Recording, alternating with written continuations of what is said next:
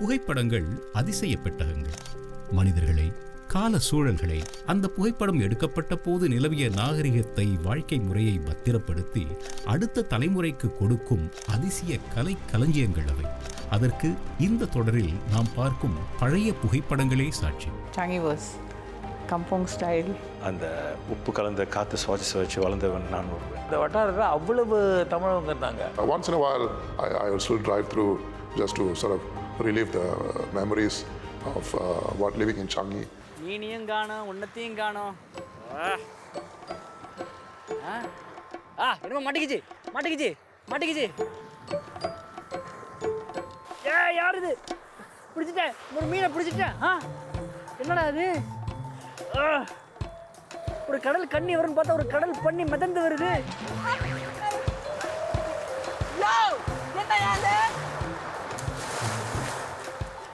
மீன் பிடிக்கிற இடத்துல என்ன பண்ணிட்டு இருக்க? நான் இந்த இடத்துல நீ ஏன் மீன் பிடிக்கிற? கடலுக்குள்ள இருந்து வர. நான் நீந்த போனேன், நிம்மதி அப்படியே தூங்கிட்டேன். தூங்கிட்டியா?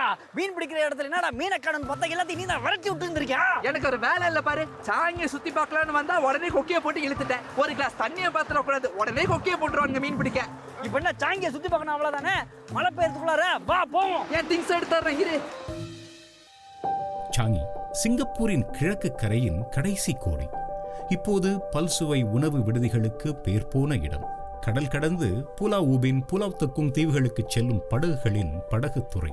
பல ஆண்டுகளாக தேசிய சேவையின் முதல் 3 மாதங்களில் பலர் இங்கே அடிக்கடி வந்திருப்பர். இப்படி பல நடவடிக்கைகள். இப்போது மட்டுமல்ல, ஆங்கிலேயர்களின் ஆட்சி காலத்தின் போதும் அப்படி ஒரு சுறுசுறுப்பு இந்த வட்டாரத்தில். விமானப்படை தளம், மருத்துவமனை, சிறைச்சாலை என்று சரித்திர முக்கியத்துவம் வாய்ந்த பல இடங்கள் இங்கே. அன்று இந்த சாங்கி வட்டாரத்தில் வாழ்ந்த இந்திய சமூகத்தை பற்றிய பார்வை இந்த நிகழ்ச்சியில். வாரத்துல 6 நாள் வேலை, ஒரு நாள் தான் லீவு. இந்த சாங்கி பீச்ல அப்படியே ஹயாலா குளிச்சுட்டு இந்த இடத்த சுத்தி பார்க்கலாம்னு வந்தா விடுறானுங்களா? ஓவரா பேசாத. ஏன் நீ சாங்கி பீச்சுக்கு வந்ததே இல்லையா? ஆமா, நான் இருக்கிற ஜூரோங் வெஸ்ட்ல. அந்த கடைசில இருந்து இந்த கடைசிக்கு தம்மா துண்டு பீச்சுக்காக வருவாங்களா யாராச்சும்? இப்படியே இருங்கடா. இருக்கிற இடத்துல அப்படியே இருங்க, வேறு முளைச்சிரும். கிணத்து தவளை. சாங்கி பீச்சை பத்தி தப்பா பேசாதடா. அது தம்மா துண்டு பீச் கிடையாது. ஒரு காலத்துல எவ்வளவு பெரிய பீச்சா கடற்கரையா இருந்துச்சு தெரியுமா? என்ன ஏர்போர்ட் கட்டுறதுக்காக அதை கொஞ்சம் சுருக்கிட்டாங்க, அவ்வளவுதான். இந்த வியாய்க்கானால நல்லா பேசு, ஆனா தூண்டில மட்டும் என் சட்டையில மாட்டி என்ன இழுத்துரு.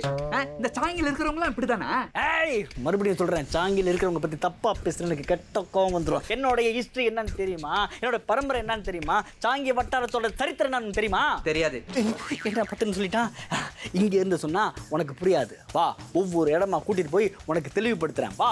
வரேன், ஆனா ஒரு கண்டிஷன். என்ன? சாப்பாடு வாங்கி தருவியா? வாங்கி தரேன்டா. வாடா, இதாடா கொட்டி. எப்படி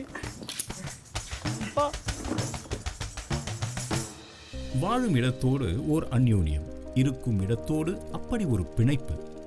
சாங்கி 10ஆம் கல், 11ஆம் கல் என்று சாலைகளை அளந்து அளந்து அறிந்திருந்தார்கள் அப்போது. அந்த பழைய பாசத்தோடு திரு பன்னீர்செல்வம். இந்த சாங்கிங்கிறது இந்த கடைசியில் இந்த பேருந்து நிலையம் இருக்கிறது வந்து 14 கல். அதுலேருந்து வர ஸ்லாராங் பரக்ஸ் 12, 11 வந்து சாங்கி ப்ரீசனு, சங்கா சாங்கி பள்ளி ஒன்று இருந்துச்சு அங்கே, அது 10ஆம் கல். அதுக்கப்புறம் குலிகா ரோடு 9ஆம் கல். 8ஆம் கல் வந்து இப்போ உள்ள செம்பாங் விடும். அப்படியே வந்து 7, 6ன்னு போகும்போது அங்கே ஒரு ஈயமலை ஆண்டவர் ஆலயம் இருந்துச்சு. அது வந்து 6ஆம் கல். அது வந்து தர்கா. ஸோ அதுலேருந்து போனோம்னா அதுக்கும் அந்த சிக்லாப் இப்போ வந்து சர்ச்சு ஒன்று இருக்குது. அதுக்கு இடப்பட்ட அந்த தூரம் வந்து 5ஆம் கல், 6ஆம் கல் அப்படி வரும். அதுக்கப்புறம் 4, 3, 2, 1ன்ட்டு போகும். ஈஸ்ட் கோஸ்ட், சாங்கி என்று நாம் பேர் வைத்தாலும் உண்மையில் அது ஒரு நீண்ட கரையோரத்தை தான் குறிக்கும். இன்று உடற்பயிற்சிக்கு உகந்த இடம், அழகான சூரிய உதயம், இதமான கடல் காற்று. இந்த சூழலில் பயிற்சி பெற்றவர் நெடுந்தொலைவு ஓட்டப்பந்தய வீரர் ரவுஃப். நேரத்தானா 42 கிலோமீட்டர். சிங்கப்பூரில் 42 கிலோமீட்டர் கிடைக்கிறது கஷ்டம். ஸோ நான் என்ன செய்வேனாக்கா, என்னுடைய வீட்டிலேருந்து சாங்கி பீச் வரைக்கும் ஓடுவேன். அதுவே வந்து உங்களுக்கு 21 கிலோமீட்டர் தான் வரும். திருப்பி அங்கே ஓடுவேன். அது உங்களுக்கு 42 கிலோமீட்டர் ட்ரெயின் பண்ணுறது. ஸோ அப்படி தான் நான் வந்து மேரத்தானுக்காக ட்ரெயின் பண்ணேன். அதனால் வந்து ஒவ்வொரு மைல் ஸ்டோனும், ஒவ்வொரு கட்டலும் எனக்கு வந்து அடையாளம் தெரியும். அப்போதெல்லாம் கடற்கரை என்று சொன்னாலே அது சாங்கி கடற்கரையை தான் குறிக்கும். அந்த கடல் எப்படின்னாக்கா, சாங்கியில் ஆரம்பிச்சு த சேம் கோஸ்டல் லைன், அதே கோஸ்டல் லைன் வந்து உங்களுக்கு டஞ்சங்குரு வரைக்கும் போகும். இப்போ இருக்கிற அந்த பிட்டோ ரோடு இருக்குது, அந்த ரோடு வரைக்கும் வரும் அந்த கடற்கரை. அலை அடித்து வந்துச்சுன்னு சொன்னால் தண்ணி வந்து ரோட்டில் வந்து பாயும். அப்படி இருந்துச்சு. நெடுகளும் அதே மாதிரி தான். மெரின் பரேடெல்லாம் வந்து அப்படி தான். அப்போ தான் மெரின் புதுசாக உங்களுக்கு கட்டப்பட்ட ஒரு தொகுதி. The beach certainly would be a significant part of our life. A lot of leisure was spent there. அப்போல்லாம் கடற்கரை பக்கம் போனீங்கன்னாக்கா 3 கான்செப்ட் தான்: Sun, sand and sea. Weekends were spent at the beach, picnics, leisure, swimming with friends and so on and so forth. So it was a lovely place, and I noticed the people were at that time very happy. இப்போ இருக்கிற அந்த Changi கடல் இது cargo complex, அதுக்கு பக்கத்துலேயே வந்து ஒரு மலாய்க்காரவங்களோட இடுகாடு இருந்துச்சு. அதுக்கு முன்னாடி வந்து எல்லாமே வீடுங்க. அந்த வீடு எல்லாமே தூணில் நிற்கும். எல்லாம் ஃபிஷிங் வில்லேஜ், மீன் பிடிக்கிற வில்லேஜ். மீன் பிடிக்கிறவங்க மீன் பிடிச்சிட்டு இருப்பாங்க, பஸ் அங்கே இருக்கிறவங்க இருந்திருப்பாங்க. அப்படியே வந்தோம்னா ஆயகுமூரில் வந்து சேரும். அங்கே தான் வந்து நம்ம டேவிட் மார்ஷல் இருந்தார். அந்த இடத்துல வந்து ஒரு குதிரை லாயம் இருந்துச்சு. அந்த குதிரை லாயத்தில் தான் வந்து குதிரைகளை கொண்டு வந்து வச்சு பராமரிப்பாங்க. அதில் போயிட்டு நாங்கள் தோட்ட வேலை செய்வோம். Yes, this is the Changi village of the village of the Changi of the Changi of the village. டேய், இந்த இடத்த கட்ட தான் நீங்கள் கூட்டிகிட்டு வந்தியா?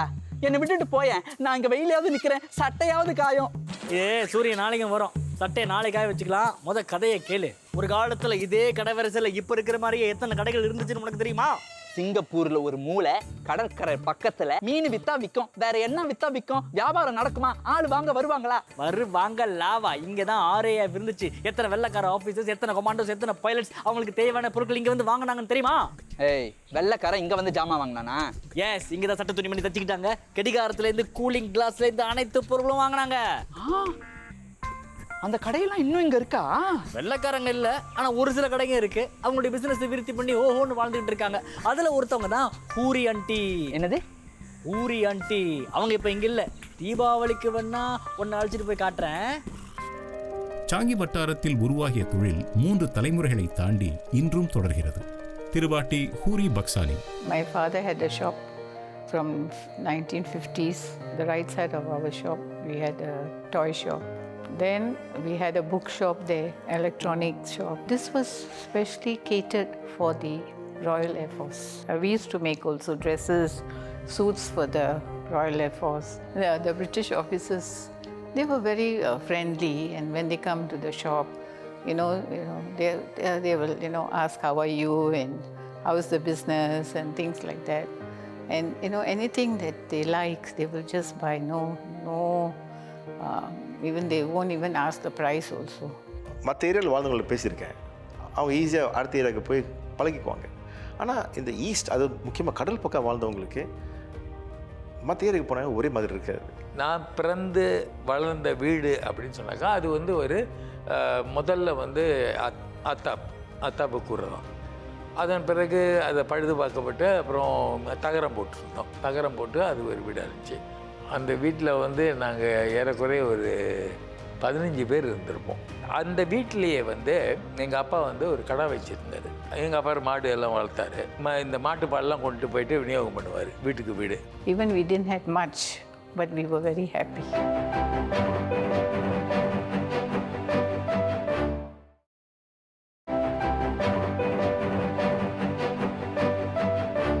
சிறைச்சாலைகள் அவை எப்போதுமே சரித்திரத்தில் இடம்பெறுபவை. சாங்கி சிறைச்சாலை அதற்கு விதிவிலக்கல்ல. Changi prison is so well built and the staff are so well trained and the procedures are so well executed that there has never been a successful escape from Changi prison. Changi prison commenced operations in 1936. அன்றிலிருந்து இன்று வரை Changi சிறைச்சாலை அதே இடத்தில் தான் இருக்கிறது. அந்த Changi சிறைச்சாலை குவார்ட்டர்ஸில் வளர்ந்தவர் Vinod Janardhanan. My late father, Janardhanan Nambia, he joined the prisons in the late 50s. He was also the superintendent of Changi prison for a few years. Living in the prison quarters certainly was a very interesting experience. For one thing, there was always a sense of security. You never ever had to worry about a break-in or property crime. It's not your typical neighborhood, certainly, but it certainly was a very safe place to live. It's also one of the most self-contained. in the 70s and maybe not much in the 80s, but there were a few instances in the 70s when there were power failures island-wide. Moon Crescent quarters was not affected because we have our own backup generator. For operational reasons, we had our own backup generators and electrical staff. We have capital punishment in Singapore. And for those of us who grew up with parents working in the prisons and growing up in the quarters, this just became a fact of life, very normalized. So on Fridays, when the executions took place, our fathers would be up very early because the execution has to be done on the dot at 5 in the morning. So our parents would be up very early to report to work to ensure that everything was done on time. Darshan Singh is a prison officer, and he's actually legendary as the hangman, as in he is the one who actually physically carried out the state-sanctioned executions. நான் குழந்தையா இருக்கும்போது நான் பிறந்த kampung walk தஞ்சும். Kampung தஞ்சும் வந்து பழைய ஏர்போர்ட்டுடைய ஃபேன்ஸில் தான் இருக்கும். So நாங்களாம் வந்து குழந்தையா இருக்கும்போது எங்களுடைய ஃபேன்ஸ்லேருந்து ஏர்போர்ட் தெரியும், ரன்வே தெரியும். அந்த பிளேனுடைய சத்தை கேட்டு தான் நாங்களாம் தூங்கணும். அதுவும் எங்களுக்கு தாலாட்டம் ஆகிடுச்சு. பைலேபார் விமான நிலையம் சாங்கி வட்டாரத்திற்கு மாற்றம் கண்டது. பெருகி வந்த விமான போக்குவரத்தை சமாளிக்க கடற்கரையின் ஒரு பகுதியை தியாகம் செய்ய வேண்டியிருந்தது. இப்போ சாங்கி ஏர்போர்ட்டுங்கிறது வந்து ஏர்போர்ட்டையும் தாண்டி அது ஒரு பல என்டர்டெயின்மெண்ட் சென்டர் ஆகிடுச்சு. ஜுவல், சினிமா கோர் இருக்குது, சாப்பாடு கடைகள். இப்போ எல்லோரும் சும்மா ஜாலியாக ஏர்போர்ட் வந்துட்டு போகிறாங்க வீக்கெண்ட்ஸில். ஆனால் அந்த சமயத்தில் சாங்கி ஏர்போர்ட்டுங்கிற ப்ரொஜெக்ட் ஆரம்பிக்கும் போது எங்களுக்கு ரொம்ப எக்ஸைட்மெண்ட் இருந்துச்சு. ஏன்னா வந்து ஒரு பிரத்யேகமான ஏர்போர்ட், ஜப்பான் ஸ்டைலில் கட்ட போகிறாங்க. முத வந்து ஹைவேலாம் ரோடெலாம் மூடி அதுக்குன்னு தனியாக ஒரு ஏர்போர்ட் புலவார்டுங்கிற ஹைவே திறக்க போகிறாங்க. இதெல்லாம் வந்து அது உங்களுக்கு மெரின் பிளேட் வரைக்கும் உங்களுக்கு கனெக்ட் ஆகும். அப்போ தான் வந்து சிங்கப்பூருடைய கட்டமைப்பு லேண்ட்ஸ்கேப் மாறினுச்சு. இன்றைக்கி பார்த்தீங்கன்னா உங்களுக்கு தமிழ் படங்கள்லாம் சிங்கப்பூர் காட்டினாங்க, அதை தான் காட்டுவாங்க. அதுதான் சிங்கப்பூரில் வந்து உங்களுக்கு டெவலப் சிட்டி மாதிரி காட்டுவாங்க. ஜலன்காயு வட்டாரத்தைப் போலவே இங்கும் ஒரு விமானத்தளம், ராயல் ஏர்ஃபோர்ஸ். இந்த தீவில் ஆங்கிலேயர்களின் ஆட்சி காலத்தின் மற்றும் ஒரு சரித்திர சான்று. ஆங்கிலேயர்கள் வந்து சுமார் 14 படைத்தளங்களை வந்து சிங்கப்பூரில் வச்சுருந்தாங்க. அது விமான படைத்தளங்கள். இந்த விமான படைத்தளங்களை சுற்றி பெரும்பாலும் தென்னிந்தியர்கள் அதிகமாக வேலை செஞ்சாங்க. இப்போ இந்த குவார்டர்ஸில் வாழ்ந்தவங்களுக்கு வந்து அது வந்து ஆங்கிலேயர்கள் கட்டினதுனால அவங்க வந்து அதுக்குள்ள வசதி, தண்ணி, அது எல்லாமே செய்து கொடுத்துருவாங்க. We had excellent facilities where we lived. Amazing soccer field, track and field, tennis court, badminton court, squash court, basketball court, playground for children, and we had so many activities. இதே போல பொதுப்பணித்துறையை சேர்ந்த ஊழியர்கள் தங்கியிருந்த பல விடுதிகள் அந்த வட்டாரத்தில் இருந்தன. தானமேரா குவார்ட்டர்ஸில் பூரா தமிழவங்க தான். பிடபிள்யூடி குவார்ட்டர்ஸ் அது வந்து தானமேரா பிடபிள்யூடி குவார்ட்டர்ஸ். அதுக்கு இந்த பக்கம் வந்தீங்கன்னா ஜாலான்பேனா பிடபிள்யூடி குவார்ட்டர்ஸ். அப்புறம் அதை தாண்டி இங்கிட்டு வந்தோம்னு சொன்னாக்கா செம்பாங்குடோ பிடபிள்யூடி குவார்ட்டர்ஸ். அப்புறம் சிக்லாப் வரைக்கும் போவோம். சிக்லாப்லேயும் குவார்ட்டர்ஸ் இருந்துச்சு. சரி, இப்போ யார் வீட்டுக்கு சாப்பிட போறோம்? சாப்பாடுல இரு. செவிக்கு உணவு இல்லாத பொழுது சிறிது வயிற்றுக்கும் ஈயப்படும். இது என்ன படம் டைலாக்? ஐயோ, திருவள்ளுவர் அப்படின்னு ஒரு படம் வந்துச்சா? திருவள்ளுவர் சொன்னதுடா. உன்னுடைய செவிக்கு விருந்து கொடுக்க போறேன், நல்லா திறந்து கேளு. எதை? உன் காதை. ஐயோ, பசியில என் காதை அடக்கிது, சீக்கிரம் சொல்லு. இதுதான் RAF குவார்ட்டர்ஸ். இங்க தான் பல தமிழர்கள் RAFக்காக வேலை பார்த்தாங்க, என்னுடைய தாத்தா உட்பட. அதோ ஒரு வீடு தெரியுதா, அங்கதான் என்னுடைய பாட்டி துள்ளி குதிச்சு ஆடி வளர்ந்தாங்க. அப்படியா? இன்னும் அங்கதான் விளையாண்டுட்டு இருக்காங்களா? இல்ல, அவங்களும் இல்லை, இங்கே வேலை பார்த்த தமிழர்களும் இல்லை, என் RAF வெள்ளக்காரங்க கூட இல்லை. அந்த RAF ஒப்படைக்கும் போது நம்மளுடைய வெள்ளக்காரங்க எல்லாம் பொட்டி பிடிக்கிற அவங்க ஊருக்கே போயிட்டாங்க. வெள்ளக்காரன் சரி, தமிழர்கள் நிறைய பேர் இருந்திருந்தாங்கன்னா இங்கே ஏதாச்சும் கோயில் இருக்கணுமே. இருக்கு. நமக்கு ஆலயம்னு சொன்னாக்கா அந்த ராமர் கோயில் மட்டும்தான். அது பிரிட்டிஷ் காலத்தில் கட்டப்பட்ட ஆலயம். Rama temple was very special to me. And every Sunday we have bhajans there. அப்புறம் நாங்கள் தான் அந்த கோயிலை வந்து எல்லாத்தையும் பராமரித்து சுத்தம் செஞ்சு அங்கே உள்ள அந்த தென்னை மரத்தில் ஏறி தேங்காய்லாம் பறித்து போட்டு அந்த கோயிலுக்கு அப்படி தான் சார். கோயிலில் ஏதாச்சும் ஒரு திருவிழா வந்துச்சுன்னா அதில் நாங்களும் ஈடுபட்டு நடத்திக்கிட்டு இருந்தோம். இதான் அந்த கோயில். என்ன புதுசாக கட்டின கோயில் மாதிரி இருக்கு? இது மட்டும் தான் உனக்கு தெரியும். ஒரு காலத்துல துல்லோப்பாக்கு ஸ்கூல்ல எங்க பாட்டி படிக்கும் போது இந்த கோயில் வழியா போகும்போது அந்த கோயில் உண்டில காசு போட்டு தான் போய் பரீட்சை எழுதுவாங்களாம். பாஸ் பண்ணாங்களா இல்லையா அது எனக்கு தெரியாது. ஆனா ஒரு காலகட்டத்தில் இந்த கோயில் இப்படி இல்ல, ஒரு மரத்துக்கு கீழே ஒரு குடிசையில ஆரம்பிக்கப்பட்ட கோயில். பிரிட்டிஷ் ஆர்மி ஆபீசர் திரு ராம் நாயுடு அவரு வெள்ளக்காரங்கிட்ட இந்த கோயிலை வாங்கி நம்மளுடைய தமிழர்கிட்ட கொடுத்தாரு. ஒரு கோயில் சிங்கப்பூர்ல இத்தனை வருஷமா ஒரே இடத்துல இருக்கா? அதுதான் ஒரு பெரிய சவாலா இருந்துச்சு. ஆனா இங்க இருந்த மக்கள் நம்மளுடைய அரசாங்க கிட்ட மனு அனுப்பி கோரிக்கை எழுப்பி லெட்டர் போட்டு இந்த கோவிலை இங்கே காப்பாத்திக்கிட்டு வராங்க. திரு தியோ சொங் டி யாருன்னு தெரியுமா உனக்கு? டீ வாங்கி கொடுப்பாரா? டீ மட்டுமா அவர் வாங்கி கொடுப்பாரு, நிறைய விஷயங்கள் அவர் செஞ்சிருக்காரு. சாங்கி நாடாளுமன்ற உறுப்பினர் இந்த கோயில் இங்க இருக்கிறதுக்காக அவரும் பாடுபட்டிருக்காருடா. ரொம்ப நல்ல மனுஷனா இருப்பாரு போல இருக்க. சரி, இப்ப அந்த கோயிலுக்குள்ள போனா பொங்க சோறு புளி சாதம் இதை ஏதாச்சும் கொடுப்பாங்களா? ரொம்ப பசிக்குது. நீ கோயிலை பத்தி ஆர்வமா கேட்கும் போதே நான் சந்திக்கப்பட்டிருக்கணும். சொத்துக்காக தான் என் பின்னாடி இவ்வளவு நேரம் அலைஞ்சியா? பின்ன உங்ககிட்ட சொத்து சுகமா கேட்டேன். சொத்து என்னடா சொத்து? என்னுடைய பரம்பரை கதையை உங்ககிட்ட சொல்லியிருக்கேன். இந்த சாங்கிய வட்டாரத்துடைய சரித்திரத்தை உனக்கு தானமா கொடுத்துருக்கேன். அதை சாப்பிட்டா சரிக்குமா? நீ பிடிச்சிருக்கியே இந்த பொட்டி, இதுக்குள்ள நாசிலமா இருக்கு, வேணா திறந்து சாப்பிட்டு. அட பாவி, உள்ள சாப்பாடு இருக்குன்னு முதல்ல சொல்லாம தெரு தெருவா என்ன சுத்த வச்சியடா.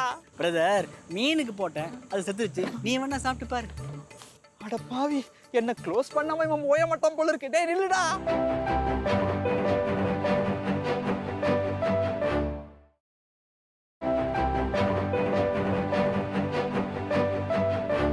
சிங்கப்பூரை பொறுத்த வரைக்கும் நகரமயமாதல் என்பது என்ன என்றால், தரையோடு வாழ்ந்தவங்கெல்லாம் வந்து இந்த கம்பத்து வீடுகள், சொந்த வீடுகள், இதெல்லாம் அரசாங்கம் சட்டப்படி எடுக்கும்போது நஷ்டஈடு கொடுத்தாங்க.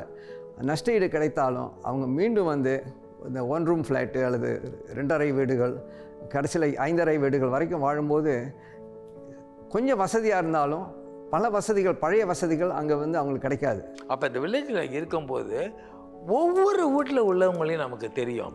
பெரியவங்கள்லேருந்து சின்ன பிள்ளைங்க வரைக்கும் எல்லாரையும் நம்மளுக்கு தெரியும். ஏன் ஆயகுமூரில் நம்ம மலையாக்காரவங்க காலையில் வேலைக்கு வரதுக்கு பைஸ்கல் தான் நம்ம வீட்டில் வச்சுட்டு பஸ் ஏறி போவாங்க. ரொட்டி பாய் வந்து ரொட்டி விற்பார், பைஸ்கல்லில் ரொட்டி கொண்டு வந்து விற்பார். சுடாக இருக்கும். அந்த ரொட்டியை கொண்டு வந்து சைனாக்காரவங்க வந்து பேக்கரியில் வெதுப்பக்கத்துலேருந்து எடுத்துகிட்டு வந்து நம்ம வீட்டில் தான் கொண்டு வச்சுட்டு போவாங்க. அங்கே தான் வந்து எடுத்துகிட்டு போவாங்க. இந்த மாதிரி இப்போ எத்தனையோ நடவடிக்கைகள். அப்போ இந்த மாதிரி கூட்டாக வாழ்ந்து வந்த ஒரு குறிக்கூட்டை கலைக்கிறது மாதிரி தான். அப்படியே அதை கலைச்சிட்டாங்க. நினைக்கும் போது அழுகிறதா இல்லைன்னு அழுகதான் வரும். ஆனால் அதனால தான் அந்த வட்டாரத்தில் உள்ளவங்க அத்தனை பேருமே எல்லா குடும்பமுமே வெளியாகிடுச்சு. நான் மட்டும் வெளியாகலை. எனக்கு அந்த இடத்த விட்டு வர்றதுக்கு பிடிக்கல. நான், எங்கள் அப்பா, அம்மா, என் மனைவி, நாங்கள் 4 பேர் அந்த வீட்டில் தான் இருந்தோம். பராமரிக்கிறதுக்கு ஆள் கிடையாது, யாரும் எந்த பராமரிப்பும் இல்லை.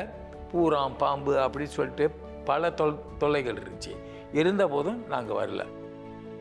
1983 அப்போ தான் நாங்கள் வேறு வழி இல்லை, வேறு எந்த வசதியும் அங்கே இல்லாமல் போயிடுச்சு. அதோடு நாங்கள் அந்த எங்களுக்கும் வந்து சரின்ட்டு அந்த கடையை நாங்கள் வச்சுருந்த கடைக்கு இன்னொரு கடை கொடுத்தாங்க, வீடும் கொடுத்தாங்க. வாய்ப்பு கிடைச்சா யாரும் போக மாட்டாங்க. ஆனால் வந்து வேறு வழி இல்லாமல் தான் உங்களுக்கு அது ஏறிட்டு போவோம். இந்த புது கம்பம் காணா போனதும் அப்படி தான். அதாவது மன இயல் அடிப்படையில் வந்து அந்த மூத்த தலைமுறை, அதாவது பெற்றோர்கள் தலைமுறை நிலத்தோடு ஒட்டிய வாழ்க்கையை வாழும்போது அவங்க அந்த குடியிருப்பு பகுதிகளுக்கு மாறும்போது அவர்களுக்கு அதிக மனத்துன்பம் இருக்கும் நிச்சயமாக. ஏனென்றால் வந்து நீங்கள் ஜன்னலை திறந்து செடி கொடியை பார்க்க முடியாது. உங்கள் வீடு வந்து 10வது மாடியில் இருந்தால் மரங்களெல்லாம் வந்து உங்களுக்கு கீழே தான் இருக்கும். அதே சமயத்தில் அந்த தலைமுறைக்கு இன்னொன்று இருக்கும். பல பொருட்கள், அதாவது அன்றாடம் பயன்படுத்துகிற பொருட்கள் வந்து அவங்க சந்தையில் போய் வாங்க வேண்டிய தேவையில்லை. அன்று வாழை இலை வேணும்னு சொன்னால் அவங்க வீட்டிலே வாழை மரம் இருக்கும். அப்படியே அவங்க கொள்ளையில் இல்லைனாலும் பக்கத்து வீட்டில் உள்ளவங்ககிட்ட கேட்டு இனமாக வாங்கி கொள்ளலாம். ஆனால் நகர்ப்புறத்துக்கு நகரமான பிறகு ஒரு குடியிருப்பு இடத்துக்கு வந்த பிறகு என்ன ஆகுதுன்னு சொன்னால் இதெல்லாம் வந்து அவங்க பணம் கொடுத்து தான் வாங்கணும். இந்த நாடு இன்றைக்கி இவ்வளவு தூரம் அபிவிருத்தி அடைஞ்சிருக்கு அப்படின்னு சொன்னாக்கா நம்மளுடைய முன்னோர்கள், அது எந்த இனத்தவராக இருந்தாலும் சரி, நம்மளோட முன்னோர்களுடைய இழப்பு ரொம்ப ரொம்ப அதிகம். அவங்க கொடுத்த விலை தான் இன்னைக்கு சிங்கப்பூரோட இந்த நிலை. இந்த கடல் அலைகளைப் போலவே இந்த வட்டாரத்தில் தொடரும் பற்பல கதைகள். அவை எழுதப்பட்ட சில பக்கங்களில் இரத்தக்கரையும் உண்டு. போரின் கொடுமைக்கு என்றுமே சாட்சியாக இருக்கப் போவது இந்த சாங்கி கடற்கரைதான். அந்த புத்தகத்தின் மற்றொரு பக்கத்தை புரட்டினால் அங்கே உருவான ஒரு சந்ததியின் சரித்திரம் வரையப்பட்டிருக்கிறது. அந்த மனிதர்களின் மனங்களில் இந்த கடல் மணலைப் போலவே கொட்டிக் கிடக்கும் கணக்கில்லா ஞாபகங்கள்.